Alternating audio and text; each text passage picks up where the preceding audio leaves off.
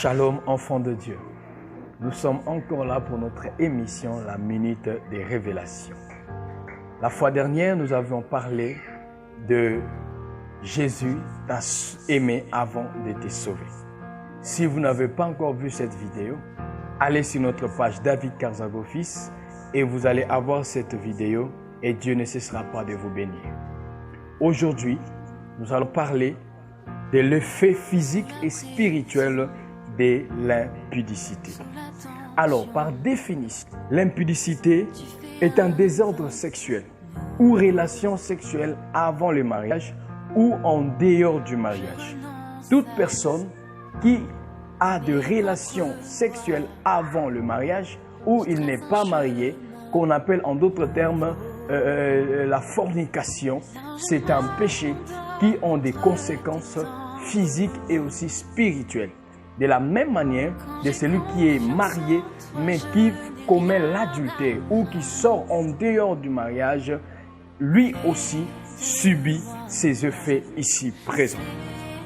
1 Corinthiens chapitre 6, le verset 18 nous dit « Fuyez l'impudicité ». Si vous lisez dans la suite, la Bible nous dit pourquoi nous devons fuir l'impudicité. Et la Bible nous dit toujours dans 1 Corinthiens chapitre 6, le verset 9, déjà là, si nous montons encore, que ne vous y trompez pas, les impudiques n'hériteront point le royaume des cieux. Donc, c'est l'un des péchés qui empêcherait les hommes d'aller au ciel. Alors, si tu es dans cela, le Seigneur te demande de l'arrêter, de te repentir et de revenir à lui. Car cela peut provoquer deux catégories de conséquences qui peuvent détruire ta vie physiquement et spirituellement. Aujourd'hui, il n'y a pas que des païens qui ont la vie de l'impudicité ou qui vivent dans l'impudicité.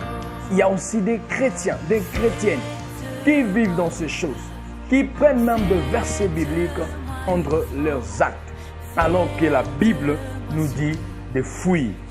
La Bible nous demande de ne pas vivre dans cela. Dans la Bible, il n'y a pas un péché qui a poussé Dieu de détruire le monde si ce n'est l'impudicité. Nous verrons avec lui dans Genèse chapitre 6, le verset 13. Ce n'était pas parce que les hommes étaient incrédules, mais c'est parce que les hommes ont vécu dans l'impudicité terrible. Dieu a détruit Sodome et Gomorrhe par le feu.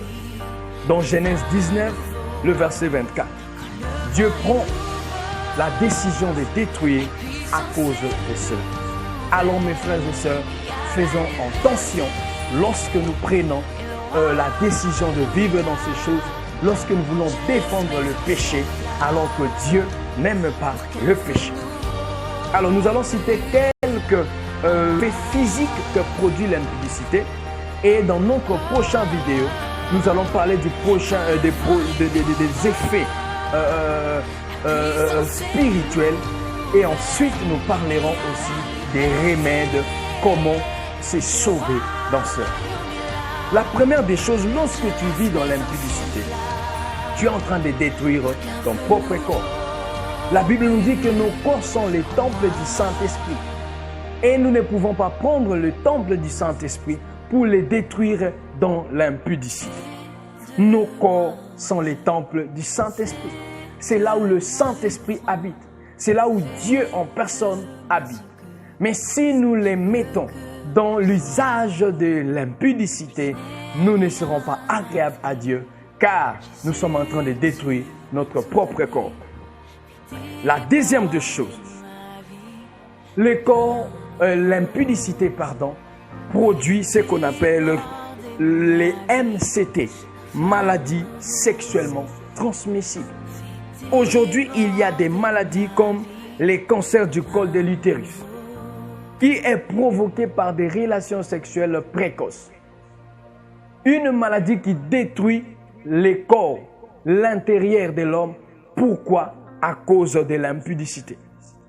Nous avons la maladie comme le VIH.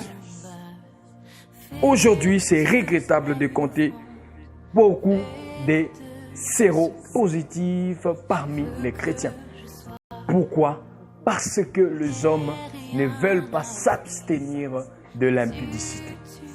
Toi qui m'écoutes, au-delà des choses spirituelles, sachez qu'il y a des conséquences physiques qui peuvent détruire ta vie. La troisième séquence physique, il y a des grossesses non désirées. Je ne pense pas qu'alors que tu es en train de commettre l'impudicité, tu es en train d'imaginer d'avoir des enfants, de tomber enceinte. Parce que personne sur la terre attend tomber enceinte lorsqu'il commet l'impudicité. Il y a des avortements qui est un meurtre devant Dieu. Pourquoi? Parce que l'homme veut l'impudicité. Et cet avortement provoque des stérilités. Pourquoi? Lors d'un avortement, divers instruments semblables à des couteaux, à des fourchettes, est introduit dans l'utérus et cela peut donner lié à des infections et des infections qui peuvent produire la stérilité dans la vie d'un homme ou dans la vie d'une femme parce que l'avortement a été causé.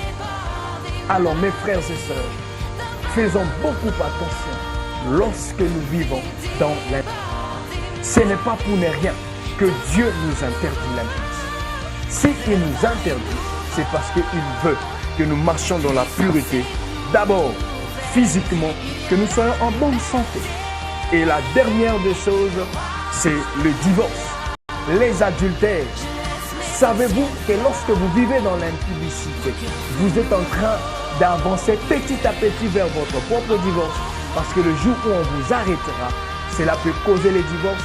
Et les divorces des parents provoquent aujourd'hui les désordres dans la vie des enfants, la manque d'éducation dans la vie des enfants et plusieurs autres choses. Les bandits, les koulouna que nous appelons communément à Kinshasa, c'est souvent à cause de ces choses. Alors, je nous invite à renoncer à ces choses afin de vivre pleinement notre vie chrétienne avec le Seigneur.